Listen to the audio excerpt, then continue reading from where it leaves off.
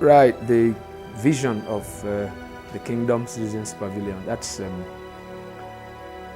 basically a description of who we are as a people, as a church, as a community.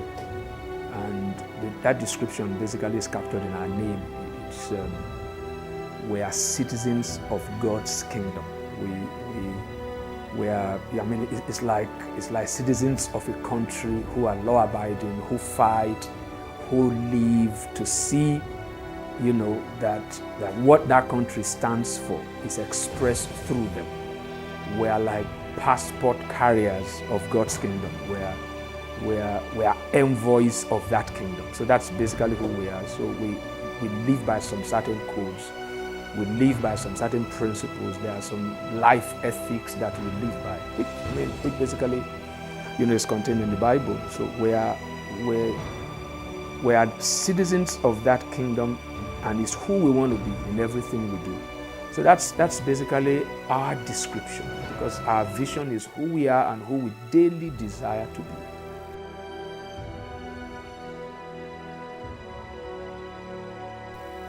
Now, for our mission, we say it this way: we don't really have a mission. We are out to carry out God's mission, because really churches shouldn't have missions, right? So KCP, we are conscious of that we don't have an idea. We are God's idea. We don't have a mission. We are God's mission. We actually live to carry out God's mission. And what's that mission? To express God in terms of education, in terms of media, in terms of music. And then we also want to be, socio-politically relevant. So those mission heads, they actually have faces also. For example, in education, where we have an elementary school, Kingdom Citizens International School. We have a high school, Kingdom Citizens College. We have a leadership center. We call it the Center for Transnational Leadership. And those are the platform that God has given us to be able to affect our nation educationally. And then we also have an NGO, we call it Patriot Empowerment Initiative, where it's an act, it's like, it's a civil kind of activity group where we campaign, we advocate for, responsible citizenship and, accountable, governance.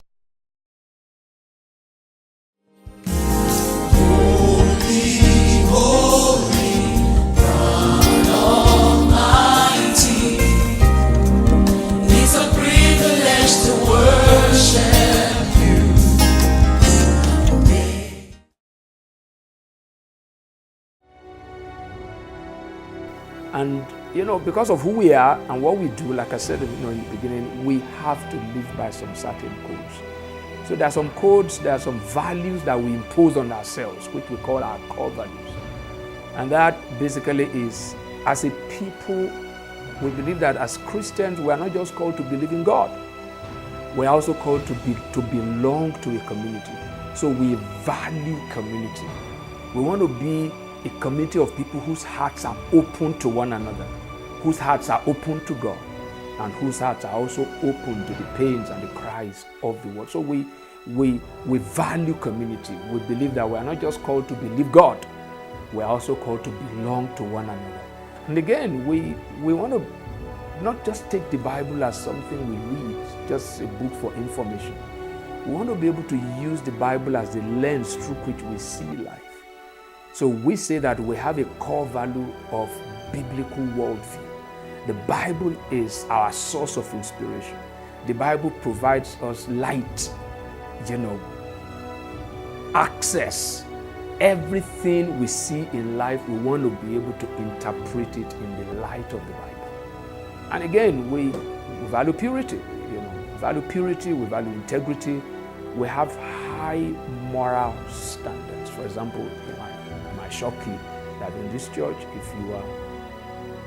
if you're 25 and below, and if you are in school, except you want to marry, for instance, you don't want to engage in any kind of distraction, saying maybe you want to have a relationship with them. That's our code.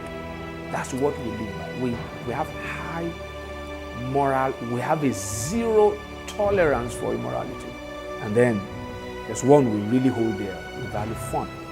For instance, sometimes we turn our sanctuary into a cinema, and we sort of show movies, call people to come and have fun. We give couples the opportunity to come and hang out, friends to hang out. So that's basically who we are as a church. That's who we are, in brief. I hope I'm brief enough.